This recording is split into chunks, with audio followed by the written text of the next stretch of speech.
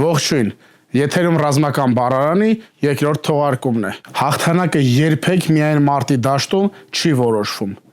Իսկ գիտեք թե ինչու։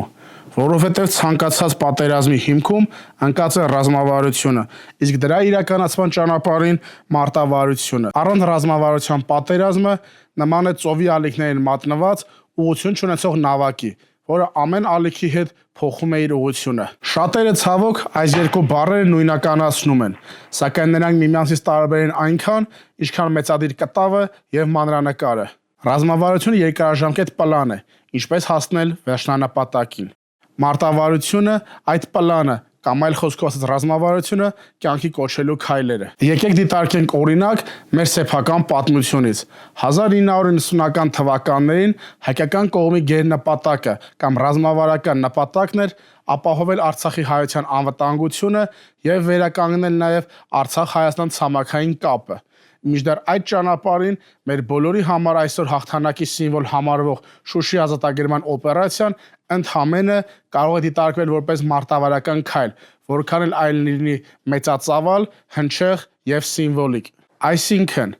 Լաչինի միջանցքի ազատագրումը եւ Շուշի Բերդաքաղաքի ազատագրումը ընդհանրապես մեծ ռազմավարության հերթական մարտավարական քայլը կամ մարտավարական օղակն են հանդիսանում ամբողջ շղթայի մեջ։ Ավելին, 2020 թվականի պատերազմում ադրբեջանական կողմի ռազմավարությունը եւ ռազմավարական նպատակն էր փոխել ուժերի հարաբերակցությունը եւ գրավել Արցախի հանրապետությունը։ Եվ այդ ճանապարհին կիրառված մարտավարական հնարքները բազմաթիվ են, սկսած անօդաչու թռչող սարքերի լայնածավալ կիրառությունից մինչև գերճշգրիտ հարվածներ ենթակառուցվածքներին եւ հրամանատարական կետերին։ Այսինքն ենթակառուցվածքներին հասցված հարվածները ոչ միայն փոքր նպատակներ էին, այլ նաև ընդհանուր ռազմավարության հերթական մարտավարական քայլը, որը ցավոք ինչպես տեսանք, բավականին արդյունավետ նրանք կիրառեցին։ Հետևաբար, ռազմավարությունը մի մեծ նկար է, ամբողջական փազլ, իսկ մարտավարությունը այդ ամբողջ նկարի փազլի մի հերթական կտորը։ Առանց ճիշտ ռազմավարության, եթե անգամ լինեն մարտավարական որոշ հաջողություններ, դրանք երկար կյանք ունենալ չեն կարող։ Իսկ առանց մարտավարության ռազմավարությունը ընդհանրապես գեղեցիկ խոսք է, կենաց։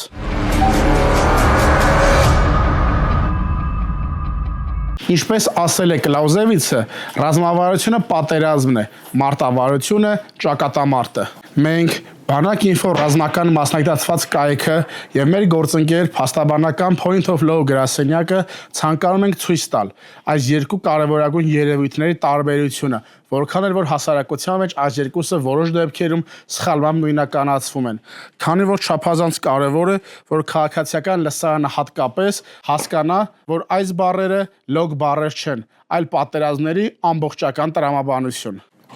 Այսպիսով հիշենք, ռազմավարությունը ցույց է տալիս, թե ուր պետք է գնանք, մարտավարությունը, թե ինչպես պետք է հասնենք այդ վերջնակետին։ Եվ եթե մեկը չի աշխատում, ապա երկրորդը անխուսափելիորեն դատապարտված է ձախողման։